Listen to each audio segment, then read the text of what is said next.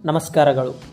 ಇಂದು ಕೃಷಿ ಮಹಾವಿದ್ಯಾಲಯ ಭೀಮರಾಯನಗುಡಿಯ ವಿದ್ಯಾರ್ಥಿಗಳಾದ ನಾವು ಪ್ಯಾಡಿ ಬೇಲ್ ತಯಾರಿಸುವ ಪದ್ಧತಿಯನ್ನು ಹೇಳುತ್ತಿದ್ದೇವೆ.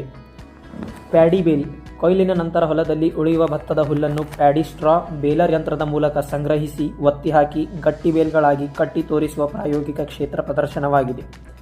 ಪ್ಯಾಡಿ ಬೇಲ್ ಮಾಡುವ ಉದ್ದೇಶಗಳು: ಭತ್ತದ ಹುಲ್ಲಿನ ವೈಜ್ಞಾನಿಕ ನಿರ್ವಹಣೆ ಮಾಡುವುದು, ಹುಲ್ಲು ಸುಡುವ ಪದ್ಧತಿಯನ್ನು ತಪ್ಪಿಸುವುದು, ಭತ್ತದ ಹುಲ್ಲಿನಿಂದ ಹೆಚ್ಚುವರಿ ಆದಾಯ ಪಡೆಯುವುದು, ಪರಿಸರ ಮಾಲಿನ್ಯ ಕಡಿಮೆ ಮಾಡುವುದು.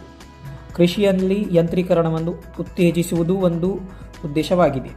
ಪ್ಯಾಡಿ ಬೇಲ್ ಮಾಡಲು ಬೇಕಾದ ಅವಶ್ಯಕ ವಸ್ತುಗಳು: ಪ್ಯಾಡಿ ಸ್ಟ್ರಾ ಬೇಲರ್ ಯಂತ್ರ, ಟ್ರ್ಯಾಕ್ಟರ್, ಕೊಯ್ಲು ಮಾಡಿದ ಭತ್ತದ ಹೊಲ, ಬೇಲ್ ಕಟ್ಟಲು ನಾರು ಹಾಗೂ ಮುಂತಾದ ಸಾಮಗ್ರಿಗಳು ಬೇಕಾಗುತ್ತವೆ.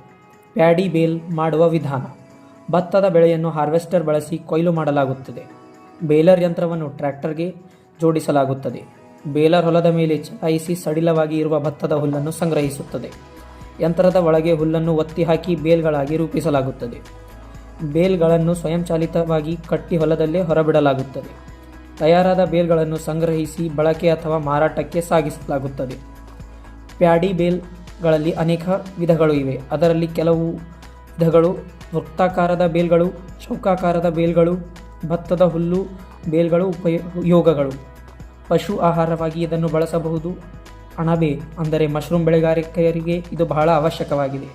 ಕಾಂಪೋಸ್ಟ್ ಮತ್ತು ಮಲ್ಚಿಂಗ್, ಜೈವಿಕ ವಿದ್ಯುತ್ ಉತ್ಪಾದನೆ, ಕಾಗದ ಮತ್ತು ಪ್ಯಾಕಿಂಗ್ ಕೈಗಾರಿಕೆ ಹಾಗೂ ಮುಂತಾದ ಕ್ಷೇತ್ರಗಳಲ್ಲಿ ಇದನ್ನು ಬಳಸಲಾಗುತ್ತದೆ.